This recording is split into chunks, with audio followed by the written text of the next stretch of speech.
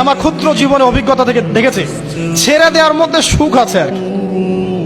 মনে করেন কেউ আপনি গালি দিয়েছে, তো আপনি অনেস্ট, আপনি সৎ এবং আপনি কোনো অন্যায় করেননি, আপনি মাজলুম, তারপরেও আল্লাহর সন্তুষ্টির জন্য ছেড়ে দিলে, আচ্ছা ছাক কিছু দিচ্ছে বা ওকে কিছু বললাম না, ছেড়ে দিন।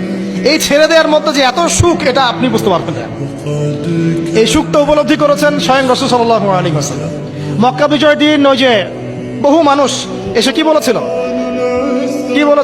ভয়ে কাঁপছে যে রাসূল সাল্লাল্লাহু আলাইহি ওয়াসাল্লাম তাদেরকে আবার মৃত্যুদণ্ড দেন কিনা, আছে না?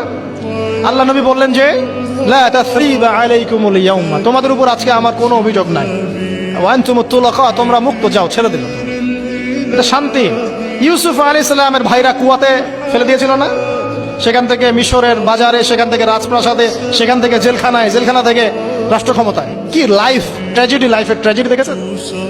এখন ইউসুফ আলাইহিস সালাম যখন শেষে ভাইদেরকে চিনলেন, তিনি কি ভাইদের প্রতি প্রতিশোধ নিয়েছেন? বলেছেন যাও, মাফ করে দিলাম, ছেড়ে। এটাই শান্তি। আল্লাহর জন্য ত্যাগের মহিমার মধ্যে শান্তি আছে। আল্লাহ পাক আমাদেরকে ত্যাগ করার তৌফিক দান। তাই বলে সব জায়গায় আবার ত্যাগ করা যাবে না, এটাও মাথায় রাখতে হবে।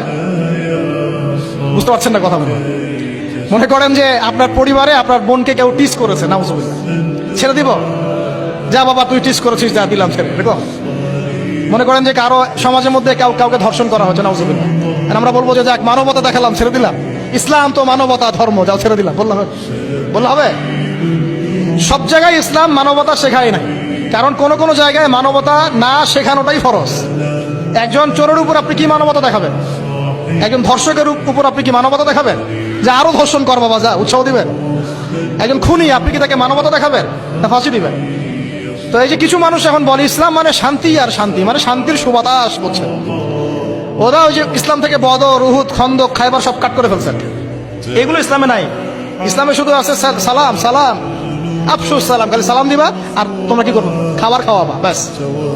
আর ইসলামে যে আরো বড় বড় বিধানগুলো আছে, এগুলো পাশ কাটিয়ে এড়িয়ে যাবে। ইসলাম তো শান্তির ধর্ম। আরে বাবা, শান্তি মানে কি?